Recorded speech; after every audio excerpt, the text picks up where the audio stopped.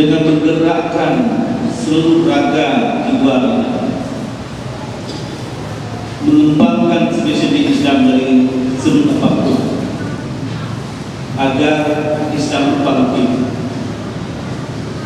Dan dengan demikian, jangan ragu kita kepada Allah. Jangan ragu, jangan takut. Nampakkan jadi diri bahwa kita akan muslim. Yang kedua kepada kita sebanyak untuk menggugah hati kita. Selamat dunia ini, kenal sekali kita dengan Allah.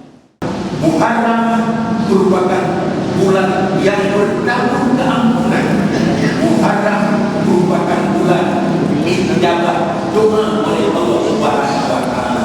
Maka memanfaatkan momen Muharram ini dengan memperbanyak istighfar dan doa.